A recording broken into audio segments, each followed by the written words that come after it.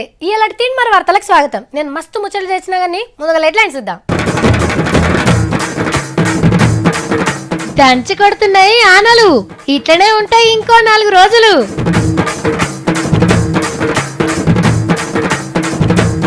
ఆదివాసీ దినోత్సవ సంబురాలు, ఆడిపాడిన్రు 2 పెదసార్లు. Jubilee bus station లా కుక్కల బెడద, తిరగాలంటే ప్రయాణికులకు దడ. బొంబాయిల మరాఠీల మహార్యాలి, రిజర్వేషన్ల కోసం సూపర్ నట జాలి. డైలాగులు నేర్చిన సత్తి, నీ కుర్సి కుక్కలెత్తుకపోని నీ మేకప్ మేకలు మెయ్యా, నీ ఫోటోగ్రఫీల పురుగులు వాడా, నీ సౌరానికి సల్జీమలు వాటా. ఆహా, మంచిగా ఈ టైంకి అరకు పోవాలా, ఏమన్నుంటదా? ఆ పచ్చటి కొండలు, జలపాతాలు, కాఫీ తోటలు, గాడ్ రోడ్లు చూస్తా అంటే స్వర్గం అంటే గిట్లనే ఉంటదేమో అనిపిస్తుంది. అరకు దగ్గరలోనే బొర్ర గుహలను ఉంటాయి. ఎంతసేపు చూసినా ఆడికెళ్ళి కదలబుద్ధి కాదు. గా జాగకోయిండి ఇలా మన చంద్రాల సారు ప్రపంచ ఆదివాసుల దినోత్సవాన్ని ఎంత సంబరంగా జరుపుకున్నాడో ఇప్పుడు చూద్దాం.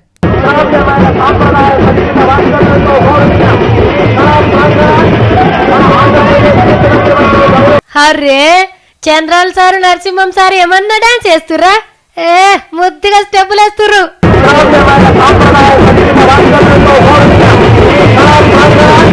వరేవా, కొమ్ముల కిరీటం పెట్టుకుర్రు. అద్ది లెక్క. నరసింహం సారు బాణం సూట్ పెట్టిండు, ఎట్లా కొట్టాలో చంద్రాల సారే చెప్తుండు కదా. ఇక కుండలు తయారు చేసే కాడికి వచ్చిండ్రు. బుజ్జమ్మని ఎత్తుకొని ఆడిస్తుండు. కెమెరాలు అట్టున్నాయమ్మా అని అంటున్నాడు. మంచిగా ఆరాంసే కూర్చున్నారు కుర్చీలా. అర్రే, చిన్నగా ఆనముసురు పెట్టింది కదా, గరం గరం కాఫీ తాగుతుర్రు. అటెంక ట్రాక్టర్ ఎక్కిరి కానీ షాల్ చేయలే. వెనకసిరి మీటింగ్ లా గవర్నర్ సార్ మాట్లాడిండు. పేదవాళ్ళు ఎవరు? మేము పేదవాళ్ళు, నగరంలో ఉండేవాళ్ళు మేము పేదవాళ్ళు, మీరు కాదు, మీరు గొప్పవాళ్ళు. మీరు మాకు స్వాస్థ్యం ఇవ్వాలి. ఇప్పుడు ఇక్కడ చూసిన ఈరోజు ఇక్కడ చూసిన అన్ని ఏమేమి చూసానో, కూరగాయలు చూశాను, పండులు చూశాను, మళ్ళీ చాలా గ్రైన్స్ చూశాను. ఇదని మీరు మాకు ఇచ్చి మా స్వాస్థ్యం మీరు కాపాడాలి. మీరే మాకు హెల్ప్ చేయాలని నాకు కోరిక. అర్థమైందా? పట్నంలో ఉండేటోళ్లే బీదోళ్ళట. అంటే ఊర్లో ఉన్నోళ్ళు కూరగాయలు, పండ్లు, ఫలాలు వండించి పంపిస్తే పట్న పళ్ళు కొనుక్కొని తింటున్నారని చెప్పుకొచ్చిండు. మొత్తానికైతే ఆదివాసీల దినోత్సవాన్ని సంబరంగా చేసుకున్నాడు కదా చంద్రాల సారు.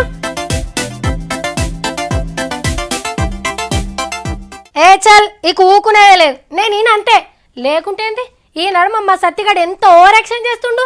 అసలు లెక్కకైతే ఆనికంటే ముందు 3 మార్లకు నేను వచ్చిన కదా. ఆ లొడాస్ బట్టలు వేసుకున్నటోని నేను ఊరికెళ్ళి తీసుకొచ్చి కొలివిస్తే ఇలా నాకే ఎదురు మాట్లాడతాడు.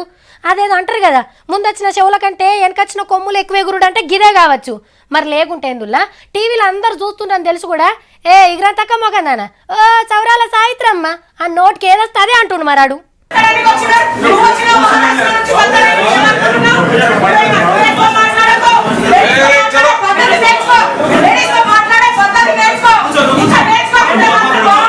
ఖానాపూర్ ఎమ్మెల్యే రేఖా నాయక్ అక్క మొన్ననే కారెక్కిన మాజీ ఎంపీ రమేష్ రాథోడన్న నడమల పంచాయతీది.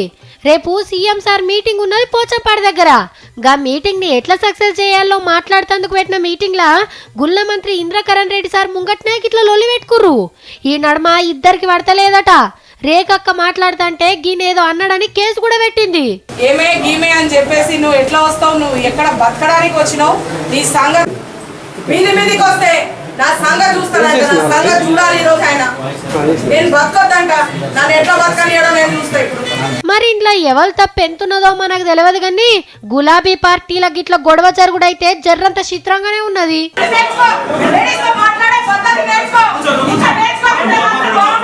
మీకు తెలుసా, అన్నిటికంటే చాలా బలమైంది మనది అనే సెంటిమెంటు. అరే, మన ఏరియాకి అన్యాయం జరుగుతుందిరా అని అంటే పార్టీల జెండాలు పక్కకు పడేసి ఒక్కటవుతారు. మనోళ్ళ సమస్యల గురించి మీటింగ్ అంటే మన అనుకునేటోళ్ళందరూ మస్తుగా వస్తారు. మన తాన్నైనా దునియాలు ఇంకేడనైనా ఇట్లనే ఉంటుంది. మనం అనే సెంటిమెంట్ పవర్ అది. మరి ఇప్పుడు మహారాష్ట్రలో కూడా మనది మనం అనే సెంటిమెంట్ తోని ఒక లడాయి నడుస్తుంది. అబ్బా, చీమల దండు లెక్కనే ఉన్నది కదా. ఏం పబ్లిక్ అడుగులు అడిగేసుకుంటా బ్రిడ్జి మీద నడుస్తా అంటే ఎట్లున్నదో చూడుర్రి. మరాఠా ఉద్యమమా మజాకానా? మహారాష్ట్రలో ఎక్కువ మంది మరాఠీలే ఉంటారు. బయటికెళ్ళి వచ్చిన వాళ్ళంతా మా కొలువులు గొల్లగొట్టిర్రని ఎప్పటి సందో ఒక ఉద్యమం నడుస్తుంది. ఇది ఇప్పుడు ఇంకింత జోరందుకుంది. సర్కార్ కొలువులల్లా మరాఠీలకు రిజర్వేషన్లు కావాలి అనేది వీళ్ళ పెద్ద డిమాండు. ఇన్ని లక్షల మంది రోడ్ల మీదకి వచ్చిర్రంటే వెనకాలెవలో పెద్ద లీడర్ ఉన్నాడు కావచ్చు అని అనుకుంటురేమో కదా. కానీ అదేం లేదు. మహారాష్ట్ర క్రాంతి మోర్చా అనే ఒక సంఘం ఉన్నది. దాన్ని తరపున కొట్లాడుతూ రక్కుల కోసం ఈ స్కూళ్ళు దుకాన్లు మొత్తం మూతపడ్డాయి. ఇంతమంది ఒక్కపారే రోడ్ల మీదకి వచ్చే వరకు 7 కాడికి ట్రాఫిక్ జామ్ అయిపోయింది. మొత్తానికైతే దేశానికి కొత్త తొవ్వ చూపిస్తున్నాయి మహారాష్ట్ర ఉద్యమాలు. మీకు ఒక ముచ్చట చెప్పన్నా. ఇగో మా ఊర్లో ఒక తాతకు ఒక మంచం ఉంటుంది. అది 10 మంది కూర్చున్నాగా నిరగది. గంత గట్టి మంచం. అరే ఏడ చెప్పించినవే గింతమంది కూర్చుని నిరగలేదు అని చూసిన వాళ్ళంతా అడుగుతారు. అప్పుడు ముసలోడు ముసిముసిగా నవ్వుతాడు కానీ అస్సలు మతలం అయితే ఎవరికి చెప్పాడు. ఒకనా నేనే అడిగిన, ఏం లేదు బుజ్జమ్మ, అప్పట్లో మన పొలంలో టెలిఫోన్ తంబాలు వాతి వైర్లు గుంజిండ్రు. 2-3 ఏళ్ళకే లైన్లు బంద్ అయినాయి. సర్కారు సొమ్మాయే, ఆఫీసర్లు పట్టించుకోలే. ఉట్టుకుంటే తంబాలు జంగు తింటాయని 2 ఉడవీకిన వాటి మీద ఉండే ఇనుప పట్టిలతోని ఇగో గీ మంచం చేపించిన అని అస్సలు ముచ్చట చెప్పిండు. అప్పుడంటే నడిచింది, ఇప్పుడు చేశారు గసొంటి పని ఆయంత. తెలంగాణల హరితహారం కార్యం జోరుగా నడుస్తుంది. మరి లేత మొలకలు కనబడితే మేకలు ఊకుంటాయా? మంచిగా పోతం పెడతానయి. అగో గందుకే మొలకల చుట్టూ ఇనుప జాలీలు పెడుతుండ్రు. కానీ దొంగల కన్లు వీటి మీదనే పడ్డాయట. ఇట్లా పెట్టంగానే అట్లా మాయం చేస్తుండ్రట. ఉడవిక్కపోయి పాతింప సామాన్ల కిలోలెక్కమట అమ్ముకుంటాన్రట కొందరు. ఇక చెట్లు ఎట్లా పెద్దగా కావాలే? అగో గందుకే ఇనుప జాలీలు ఉడవిక్కబోయినోళ్ళ మీద కేసులు పెడతారట. కేసులే కాదు, జైల్లా శిప్పకూడు కూడా పెట్టిస్తారట వాళ్ళు చేసిన ఘనకార్యానికి. కాబట్టి ఇనుప జాలీల తెరువు పోకుండ్రి. మొన్న చూడలేదా, మైబాదు జిల్లాల మొక్కే కదా అని పీకేస్తే పట్టుకపోయి జైల్లో కూసోబెట్టిండ్రు ఒక మనిషిని. అవు మళ్ళా వానలు రావాలే, కోతులు పోవాలే అని సర్కారోళ్ళు ఎంత కష్టపడి మొలకలు నాటుతుండ్రు. మనం ఇంకింత ఆసరా కావాలి గాని గట్ల జడగొడితే ఎట్లా చెప్పుండ్రి. ఇది శ్రావణ మాసం కదా, నెలంతా పూజలు జరుగుతూనే ఉంటాయి. ఇక శుక్రవారం అయితే వరలక్ష్మి వ్రతాలు, ప్రత్యేక పూజలతోని పండుగ లెక్కనే అనిపిస్తుంది. మరి పూజలు ఏమేమి పెడతారు? ఇంత నైవేద్యం వండుతారు, పండ్లు ఫలాలు పెడతారు, అంతే కదా. కానీ ఇవన్నీ మనీళ్ళల్లా. అదే శ్రీమంతులు పూజలు చేస్తే దేవుని కంటే ఎక్కువగా పూజలే యాదకొస్తాయి. కావాలంటే మీరు కూడా చూడండి. గీ పోటు వల్ల మీరేం చూస్తున్నారు? వెనక వెంకటేశ్వర్లు, ముంగట లచ్చిందేవిని కదా. కానీ అస్సలు లచ్చిందేవి కిందున్నది చూస్తుండ్రా. గివి పీటలు కావు, కడక్ కడక్ నోట్ల కట్టలు. 73 లక్షల రూపాయలు. కింద చూడుండ్రి పువ్వుల బుట్టలల్లా బంగారు నగలు. పోటువలు చూస్తుంటేనే కళ్ళు చెమక్కుమంటున్నాయిలే. ఏ గుళ్ళనో అమ్మవారిని గిట్లా అలంకరించిండ్రేమో అనుకునేరు. గిది ఈ భక్తుడి పూజా మందిరం. పేరు సూరి, బెంగళూరులా కమిషన్ ఏజెంటు. మొన్న ఇంటామె వరలక్ష్మి వ్రతం నోస్తుంటే బ్యాంకుల దాచిన 73 లక్షలు ఇడిపించుకొచ్చి అమ్మవారి ముంగట పెట్టి పూజలు చేసిండు. నా నోట్ల భక్తిని అందరు చూడుండ్రని ఫోటోలు దింపి సోషల్ మీడియాలో కిడిచిండు. ఇది నల్లపైకం కూడా కాదట, పక్కా పన్నులు కట్టినా అని బాజాప్త చెప్పిండు. ఈడికి మంచిగానే ఉన్నది గాని 2 లక్షలకు మించి నోట్లు చేతులు ఉండొద్దని సెంటరోళ్ళు ఒక రూల్ పెట్టిండ్రు. మరి ఒక్కనికే గంత పైకం బ్యాంకోళ్ళు ఎట్లిచ్చినట్టు? అయినా ఇదంతా దేవుడే మనకిచ్చే, మళ్ళీ ఆయనకు చూపెట్టుడేందో చిత్రం కాకపోతే. మీరు చూసిండ్రా, పట్నం పెద్ద బస్ స్టాండ్లు మస్తు మారినాయుల్లా. మంచి మంచి కుర్చీలు వేసిండ్రు. బస్సులు ఆల్సంగా వచ్చినా ఫీల్ కావద్దని మంచిగా టీవీలు పెట్టిండ్రు. కింద పాలిస్ బండలు వేసిండ్రు. ఏ బస్సు ఎప్పుడు వస్తుందో మైకులో చెప్తాండ్రు. అన్నీ మార్చేసిండ్రు. కానీ పాత చుట్టాల నాడికెళ్ళి పంపించడం ఆఫీసర్లతోనే అయితలేదు. ఏది పాత చుట్టాలంటే పల్లి బఠానీలు అమ్ముకునేటోళ్ళ అని అనుకుంటురా? అరే వాళ్ళు ఉంటేనే కదా బస్సులో పోయేటప్పుడు మనకు టైం పాసు. వాళ్ళు కాదు, ఈ చుట్టాల గురించి నేను చెప్తుంది. కట్టె యాడికెళ్ళి మోఫైనైరా నాయన. మందకు మంద శవున వాటనిస్తలేవు. యాడనుకుంటున్నారు? గల్లీల కాదు, హైదరాబాద్ జేబీఎస్ బస్ స్టాండ్లా. పబ్లిక్ కంటే ఎక్కువ కుక్కరాజులే తిరుగుతున్నాయి. ఎంతసేపు అంటాను కూర్చుంటారు. ఇది మా ఆట, లేవుండ్రి అన్నట్టే చేస్తున్నాయి కదా. యాడనన్నా బస్ స్టాండ్లా జేబు దొంగలు ఉంటారంటాను బూగులు, కానీ జేబీఎస్ బస్ స్టాండ్లా కుక్కలు ఉంటాయంటాను బూగులు. అమ్మో చిన్న గురుకులు ఆడతలేవు, ఎంత ఎల్లగొట్టిన పోతలేవంట. ఇక గట్టిగా ఏమన్నా అంటే ఫిక్కలు వీక్తాయి అంటాను బూగులు వాడుతున్నారు. దినం ఇదే పరిస్థితి ఉంటదంట. పాపం కుక్కలకు బుగులు వాటి ఆఫీసర్లు కూడా అయితే తెరువు పోతలేనట్టున్నారు. ఏం చేయజాలకపోతే బస్ స్టాండ్లా కుక్కలు ఉంటాయి జాగ్రత్త అంటాను బోర్డులను రాసి పెట్టుండి చాలరు. అమ్మయ్యా మొత్తానికైతే ఆనకాలం మళ్ళా సురువైంది. గర్విచ్చినప్పుడే బయటకు పోయి ఓ 4 పాల ప్యాకెట్లు, అవ్వో కిలో ఇవ్వో కిలో సౌదాలు కూరగాయలు తెచ్చిపెట్టుకోర్రి. కరెంట్ ఉన్నప్పుడే ఫోన్లకు ఛార్జింగ్ పెట్టుకుంటే మంచిది. అట్లనే ఓ 4 సర్ది గోళీలు తెచ్చిపెట్టుకుంటే ఎప్పుడో నక్కెరకొస్తాయి. బట్టలన్నీ ఒకటే పారి విండకుర్రి, అవి ఆరక ముక్క ముక్క ఆసన కొడతాయి. శింకులు పడతా అంటే చిన్నపిల్లలు బయటకు పోయి ఆడుకోవాలని చూస్తారు. అట్లా వండియకుర్రి. ఓ 4 రోజులు ఈ జాగ్రత్తలు పాటిస్తే మంచిది.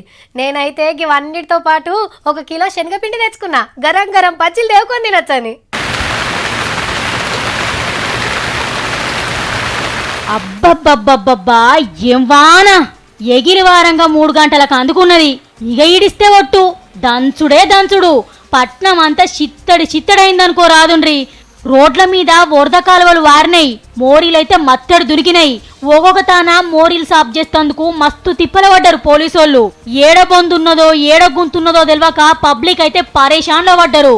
పొద్దుగాల ఆఫీసులోకి పోయేటోళ్ళు బడి పోరగాల పరిస్థితి అయితే చెప్పరాకుండానే ఉన్నది. ఇక రోడ్ల మీద ట్రాఫిక్ జాములు అయితే చిన్నగా లేదు, తాబేలు వాకినట్టే అనిపించింది. ఉతార్లు ఇండ్లున్నోళ్ళ పరిస్థితి అయితే ఆగమాగం, నీళ్లు మసిలినే గల్లీలల్లా.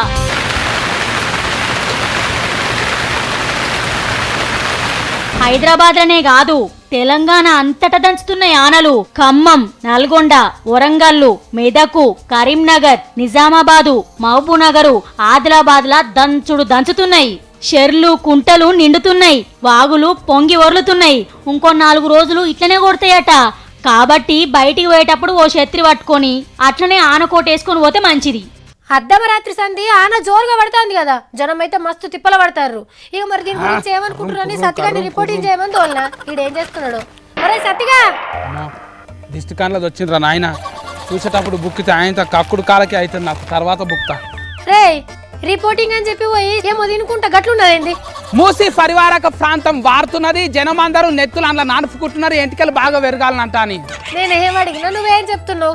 ఉస్కో అంటే డిస్కో అన్నట్టే చేస్తున్నావు ఇంద్రా. మా పల్ల బర్రెకు దంత కొమ్మలు ఇల్లిత కొమ్మలు ఇరుచుకో చేస్తున్నా, యాప చిగురు కూడా నమ్ములుతున్నది. 3 ఫూటల బుడ్డెడు పెరిగిస్తున్నది. పరివాహక ప్రాంతం ఏంది, బర్రె పెరిగేంది, ఏం మాట్లాడుతున్నావు నువ్వు? నా నోరు నా ఇష్టం ఉన్నట్టు మాట్లాడతాను. ఇష్టం ఉంటేను, లేకుంటే బంద్ చేసుకో. ఆర్తలు కూడా బంద్ చేసి ఆ టేబుల్ మీద గుడాలు అమ్ముకపో. బజ్జీలు గుడాలు, గరం గరం బజ్జీలు అంటే గుడాలు ఫ్రీ. ఏమైందిరా నీకు? ఏమో గత్తర్లేసినట్టు గట్ల మాట్లాడతావేంది? నాకు గత్తర్లేసిందంటావు. నీ కుర్సీ కుక్కలెత్తుకపో, నీ మేకప్ మేకలు మెయ్య, నీ ఫోటో డబ్బుల పురుగులు వాడా, నీ సౌరానికి సల్జీమలు వాటా. బొక్కలేని నాలుగు ఏది పడితే అదే మాట్లాడితే బోర్ల బొక్కలు పడతావు బిడ్డ. ఏమనుకుంటున్నావు? నేనేం మాట్లాడుతున్నాడో నీ నెత్తిలో ఇంకా దాడతలేదా? నువ్వు యాంకర్వి, నీ రోజు తెలివి. మూతి మీద గుద్దుతుంటే 3 అంకాలు పోవాలి. అక్కని చూడకుండా గట్ల మాట్లాడుతున్నావు నువ్వు? తిండి పెట్టనీకి కూడా శాత గాని మోసపూరిత అక్కవు నువ్వు. దింపుడు గల్లం కాడ దింపేసిన బియ్యం తెచ్చి బువ్వండి పెట్టే మొక్కానివి నువ్వు. నన్నా అంటున్నావు నువ్వు. నీకే పోయే కాలం పుట్టిందిరా గట్ల మాట్లాడుతున్నావు? అవును, నాకు తీన్మాలకెళ్ళి పోయే కాలమే వచ్చేసింది. నల్లెలబట్టి నువ్వు ఒక్కరానవే డబల్ యాస్కన్ ఆర్తలు చదువుకో. ఒక అక్కను ఒక తమ్ముడు అనాల్సిన మాటలేనా రవి? ఇది ఒక ఇలేకరికి యాంకర్కి జరుగుతున్నటువంటి లొల్లి. ఇది ఒక అక్కకి తమ్మునికి జరుగుతున్నటువంటి యుద్ధం, అధర్మం. ఇది ఉత్తుత్తది కాదు. ఏంది యుద్ధమా? అగో నేనేం తప్పు చేసిన ఇప్పుడు? ఎందుకు గంతగానో వంగుతున్నావు? పొంగిన పాలు పోయి పాలేరా? సవినయంగా నమస్కారం పెట్టి వెడ్డి లైన్స్ కూడా చక్కగా చదువురాని ముఖం దానివి నువ్వు. ఎలా యాంకర్ అయినటువంటి పరిస్థితి అడగదలుచుకున్నా నేను. అడుగుతా. అడుగురా అడుగు. నేను ఉపాసం ఉండి నీకు తిండి పెడతా. నీ కూర తెస్తే ఒక్కడే బోర్ తీసుకుంటావు. అడిగి ఇంకా అడుగు. జీవితంలో ఒక్కటైనా నిజం చెప్పని ఈమెను అక్క అందామా, నక్క అందామా? తిట్టురా తిట్టు. పొద్దున్న ఇట్లనే ఊడికని చేసినా గానీ మళ్ళీ ఆఫీస్ కా చార్తలు చెప్పి మళ్ళీ ఇంటికి పోయి వండి పెడతా కదా. నువ్వు నన్ను అనాల్సిందే అనిగా. చెవులు కండ్లు అప్పగించి వినండి ఈమె ముచ్చట. తీన్మార్ ఫ్రేష్ కకులారా, ఈమెకు మీరే శిక్ష వేయాలి. నువ్వు ఇట్లనే తిట్టు బిడ్డ. నువ్వు నేనేమంటలేను, నీకు ఇష్టం వచ్చినట్టు తిడుతున్నావేమో కానీ ఇయాలడ్సని తిడిచిపెట్టా. నీ మీద కేసు పెడతావు నేను. ఆకలికో దూఫకో గిన్నెల బువ్వ తింటే కేసులు.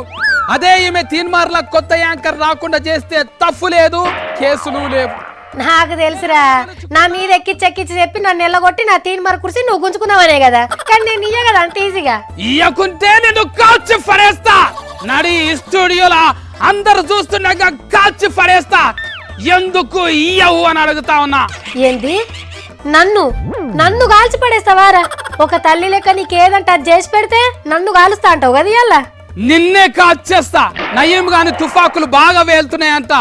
కుర్చీ కోసం అక్కను కాల్చినా కూడా తప్పు లేదనిపిస్తుంది. అది కాదు కానీ అప్పటి సంది చూస్తున్నా బయట ఉండి నువ్వే గాని తొర్లుతే కుర్చీలున్న నాకు ఇంకెంత పవర్ ఉండాలిరా. మాకు నీ సంగతి చెప్తా. క్రైమ్ రిపోర్టర్ సంపతన్ ఉన్నాడు కదా, చెప్పి నీ మీద కేసు పెట్టియకపోతే చూడు ఇయ్యాల. నా చేతిలో ఏమున్నదంటాని కాలుస్తాను గాని కాల్చిన అనక్క నేనేమన్నా కాలుస్తానా కూడా కేసులు పెడతారా? ఏ ఉత్తుగా అన్నాక మనసులు ఏం పెట్టుకోకాక. కావాలంటే ఇగో సుడఫోట్ల మిస్తా బుక్. అబ్బా ఇప్పటిదాకా సిగాలెత్తి ఎగిరి తుంకినావు కదరా, అసలు దేనికి ఇంతగానో గరమైనా చెప్పు. అంబటాళ్ళు అప్పుడు ఆనమూసురు పడుతుంటే నాకు బజ్జీలు తినబుద్ధి అయిందాక నువ్వు దేవియలేవా అంట అని అట్లా కోపంలో నిన్ను ఇట్లా అన్నా. నీ కథ పాడగాను. బజ్జీ కోసం గింతగానం తిడతావారా నన్ను? ఏడ నేర్చుకున్నావు ఈ ముచ్చట్లన్నీ? నంద్యాల ఎలాస్కెన్ల కోసానికి జగనన్న చంద్రాల్ సార్ ననలేడా? మరి నేను కేసు పెడితేనే గతగానం గజగజ వణుకుతున్నావు ఏంద్రా? ఆ కోపం వచ్చినప్పుడు అక్క నానకపోతే ఇంకెవరు నానాలి అక్క?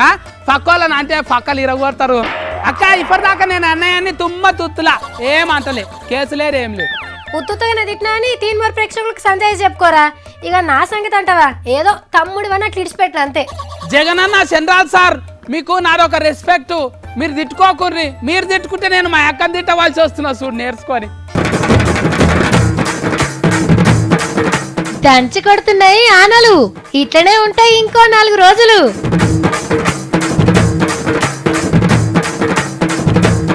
ఆదివాసీ దినోత్సవ సంబురాలు ఆడిపాడిన్రు 2 పెదసార్లు. జూబ్లీ బస్ స్టేషన్ లా కుక్కల బెడద, తిరగాలంటే ప్రయాణికులకు దడ. బొంబాయిలా మరాఠీల మహార్యాలి, రిజర్వేషన్ల కోసం సూపర్ నట జాలి. డైలాగులు నేర్చిన సత్తి. నీ కుర్సీ కుక్కలెత్తుకపోని నీ మేకప్ మేకలు మెయ్యా, నీ ఫోటో డబ్బిల పురుగులు వాడా, నీ సౌరానికి సల్జీమలు వాటా.